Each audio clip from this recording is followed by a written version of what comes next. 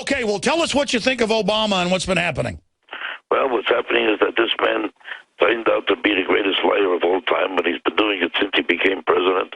Everybody chose not to notice it because everybody felt a moral obligation to prove to themselves that they're accepting him, that they're enjoying him, that they fear him, that they're paying tribute to him like he was he has some kind of a connection with godliness or holiness, and it's somehow tasteless and obnoxious and disgusting to somehow recognize him for what he is, a plain-out liar who has no conscience about saying whatever he pleases, no matter who he hurts, no matter what kind of fraud is involved, and no matter how he persecutes innocent people like with the IRS, or does anything immoral or indecent, like telling a blatant lie about that whole war.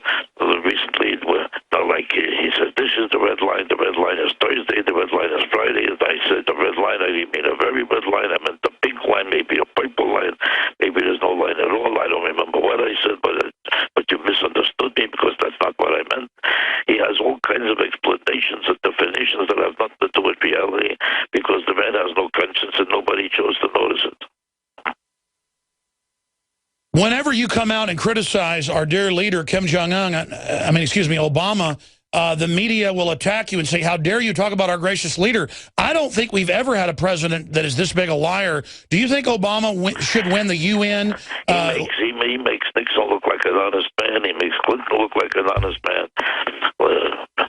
Clinton said, I smoked, but I didn't inhale. Well, you put a pastrami sandwich in your mouth if you didn't want to swallow it. This man took the draft, and he kept pretending that he forgot to call him, that he forgot to hear it, that he forgot to remember that he was the president, that he forgot to remember he was looking for a job.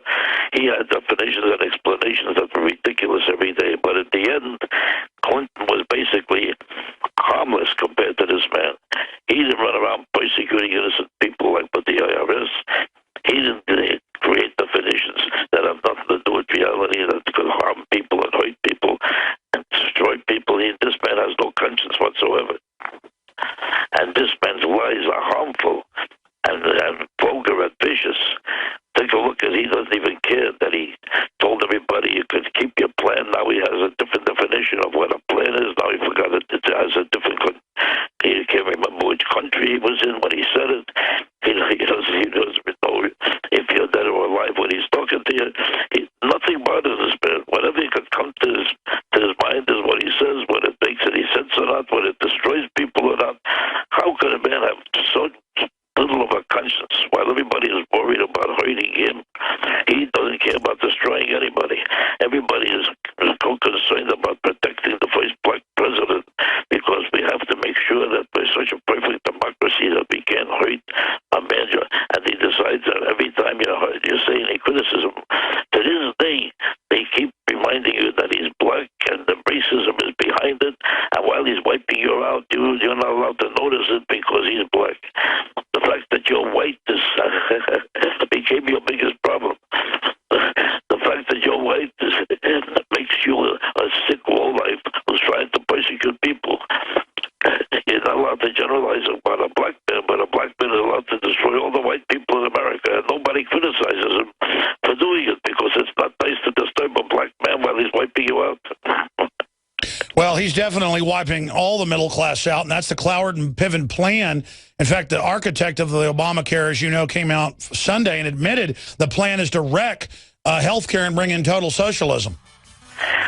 Let's be honest about it. From the very first day, he was posturing as a guy who loves America, while behind the scenes we always notice that he really basically dislikes everything about America. This whole system of government basically is offensive to him. That's right. Jackie Mason, JackieMason.com. We got a few more minutes with him.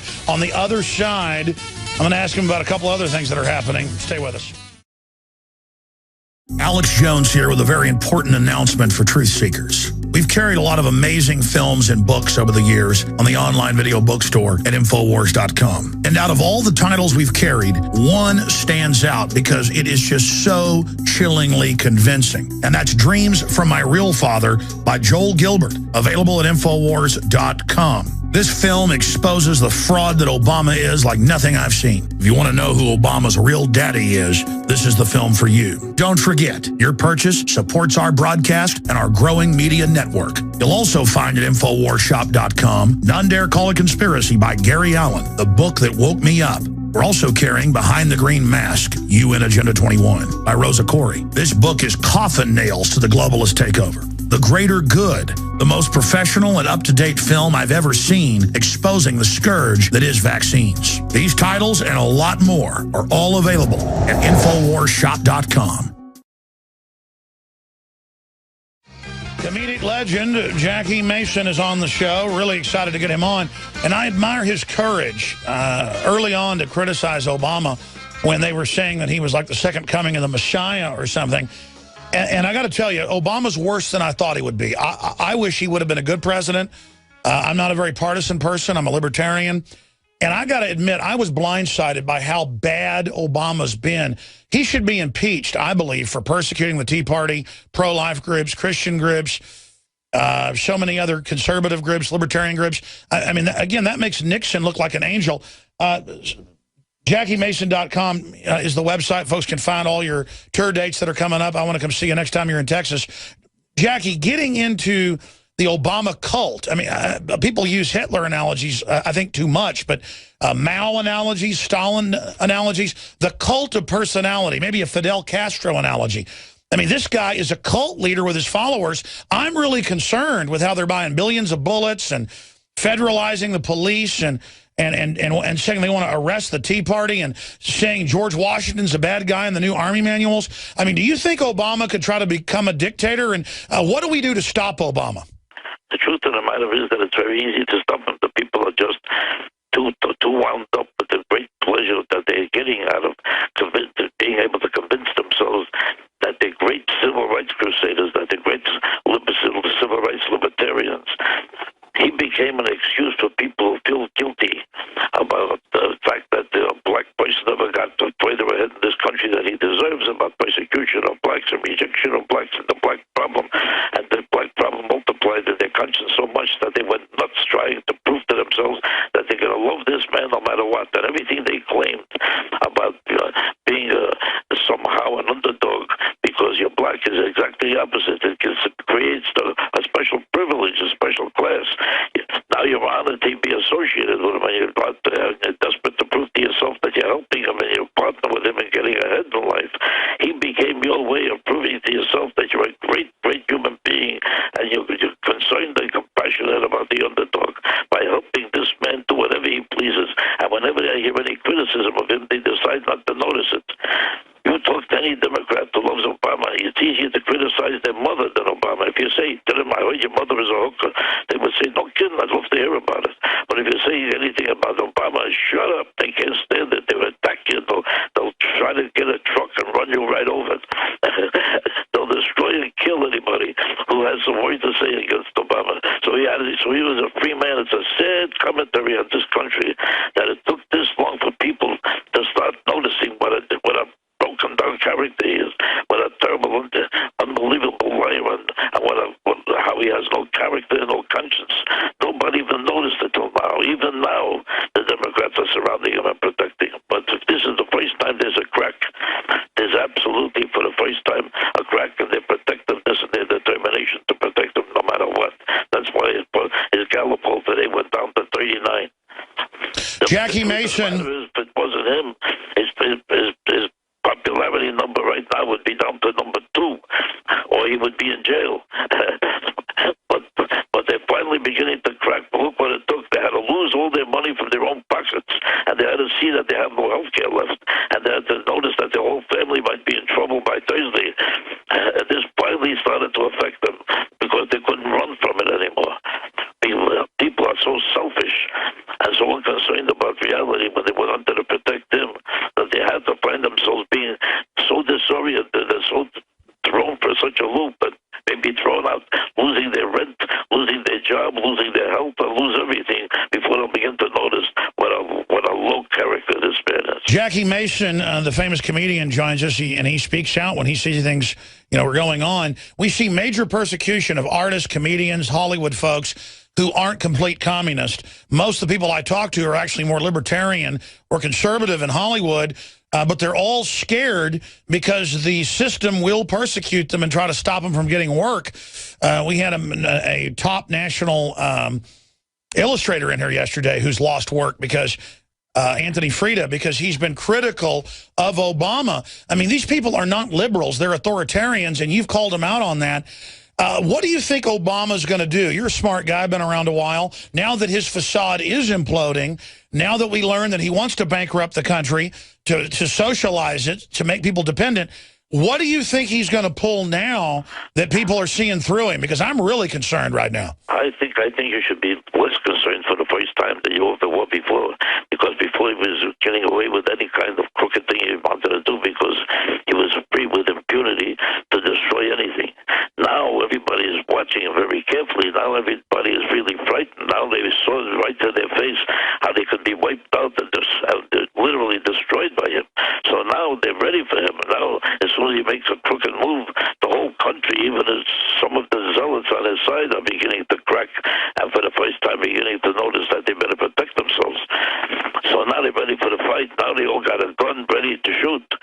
Before, they were running like thieves and ready to pretend that they didn't know what he was even talking about. Let me ask you this question, sir, and get any other final points you want to make, because you always have a lot to say. I don't want to be the only one asking the questions. Again, we're joined by Jackie Mason right now live on air.